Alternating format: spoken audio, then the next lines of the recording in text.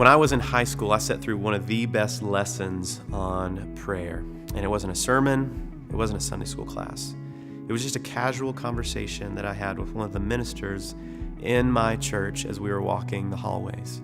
I was sharing a struggle that I had, and instead of just saying, well, I'll be praying about that, in that moment, he stopped and he said, well, let's pray about that. And that was a powerful discipleship moment in my life. Because in that moment, I learned how to pray. I learned what to pray, when to pray. And he taught me how to love someone by stepping down into the pit with them and encouraging them through prayer.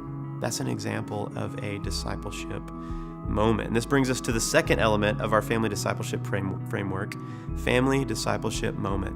And parents, it's the idea of capturing and leveraging opportunities in the course of everyday life for gospel conversations. Jesus was a master at discipleship moments. For 3 years, his disciples followed his every footstep. And as they traveled back and forth from Galilee to Jerusalem, opportunity after opportunity presented itself, and Jesus would capture that moment and use it to teach something about God and his kingdom to his disciples. And sure, Jesus had his formal times of instruction and teaching and sermons, but so much of what he taught his disciples happened as life was happening. And as parents, these moments are going to present themselves day in and day out with our children. And so we have the opportunity as parents to not let them go by, but we have the opportunity to capture them and to leverage them so that we can teach our kids about the Lord. As a parent, discipleship moments can become some of your most cherished, sweetest, terrific, and terrifying moments. It's that moment when you pick your kid up from school or practice and they get in the car and they ask you a question that you just were not anticipating or ready for. Or that experience that you have as you go out to eat as a family and all you want to do is just enjoy a meal that you didn't have to cook, but your kid just can't seem to sit still or go 30 seconds without spilling something. Or that time when your teenage son or daughter comes home to inform you that they are now dating someone. In those moments, as parents, how do we respond? What do we say? How do we capture it and leverage it for the gospel?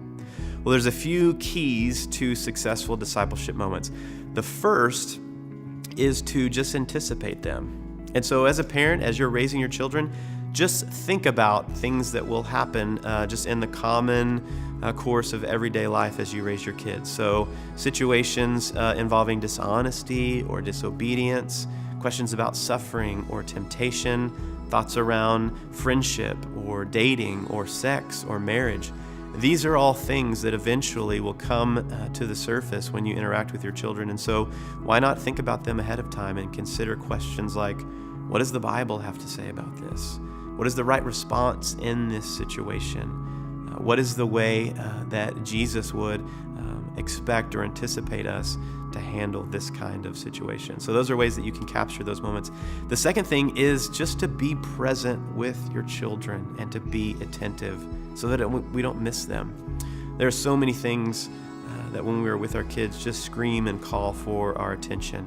Everything from our phones to screens to our own situations, circumstances, and struggles. And while these necessarily aren't bad, they can cause us to miss good opportunities with our kids. So parents, be present, be attentive when you're with your children. And the final thing that you can do is to develop your own language or vocabulary for gospel conversations. For example, in my home, we've adopted the 5 foundational truths that my preschoolers learn at the village. So when we go outside before bedtime to look up at the stars, which my son loves to do, I get to ask him, who made those stars?